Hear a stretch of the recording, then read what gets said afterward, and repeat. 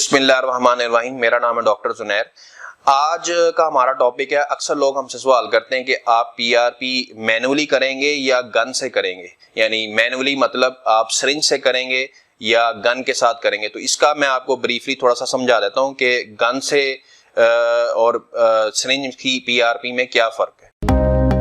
अगर आपने अभी तक हमारे चैनल को सब्सक्राइब नहीं किया तो फौरन सब्सक्राइब के बटन पर क्लिक कीजिए और साथ ही घंटी के बटन को दबाना मत भूलिए ताकि आपको हमारी आने वाली वीडियोस बर वक्त मिल सके। शुक्रिया।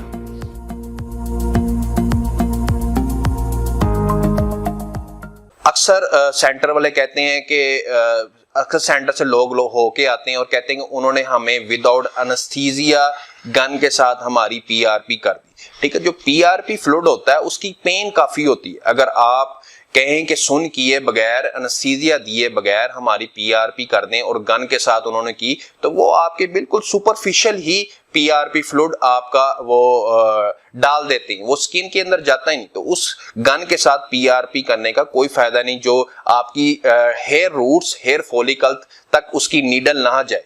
अक्सर लोग जो गन के साथ करते हैं और अगर वो उसकी लेंथ बड़ी इंपॉर्टेंट, यानी जो आपने गन के साथ अगर पीआरपी करवा रहे हैं तो आपकी जो नीडल है ना वो हेयर रूट्स की तक जानी चाहिए। और जो लोग कहते हैं कि हमने एनेस्थीसिया के बगैर पीआरपी की तो और वो बिल्कुल सुपरफिशियल फेंक देते हैं, वो वेस्टेज ऑफ मनी है, उसका कोई फायदा ही नहीं।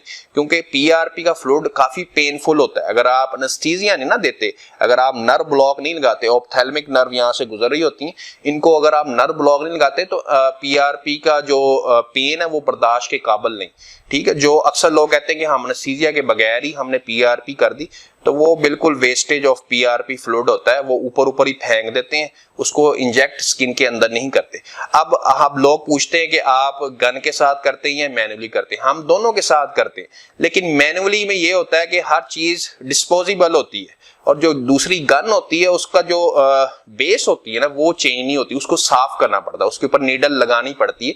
लेकिन जो मैनुअली हम करते हैं ना उससे हमें अंदाजा होता है कि स्किन की जो ये पूरी लेयर्स होती है ना, ये जो लेयर्स होते हैं, इस पे हमें जो डॉक्टर होता है उसको पता होता है कि इस एरिया में कितनी डेप्थ पे आपकी हेयर रूट्स पड़ी हैं, इस एरिया में कितनी पड़ी हैं। तो वो मैनुअली हम अपने हाथ से बहुत अच्छा कंट्रोल कर सकते हैं। दूसरी चीज ये आ जाती है कि जब हम एनेस्थीसिया देते हैं तो फिर ही 20 to 30 ml जिससे हमने प्लाज्मा निकाला होता है वो इंजेक्ट कर सकते हैं। अगर आपने एनेस्थीसिया नहीं दिया तो ये फ्लूइड आप बर्दाश्त नहीं कर सकते। तो अक्सर सेंटर एक किस्म का उनको ब्लफ करते हैं कि हमने एनेस्थीसिया के बगैर आपको पीआरपी की, तो वो एनेस्थीसिया के बगैर पीआरपी नहीं होती, वो तो जस्ट ऐसे ही है जैसे आप कोई फ्लूइड ऊपर फेंक दें और उसकी मालिश कर दें, उसका कोई फायदा नहीं। एनेस्थीसिया के बगैर पीआरपी नहीं हो सकती, उसका फ्लूइड बहुत पेनफुल होता है, वो बर्दाश्त करने के काबिल नहीं होता।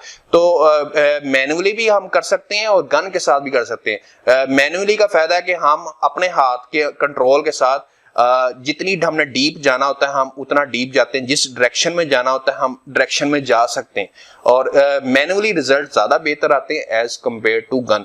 लेकिन लोग जो कहते हैं गन के साथ करें तो उनको भी हम गाइड कर देते हैं और उनको गन के साथ अगर वो कन्विंस होते हैं या मैनुअली कन्विंस होते हैं तो दोनों हमारे पास ऑप्शंस हैं।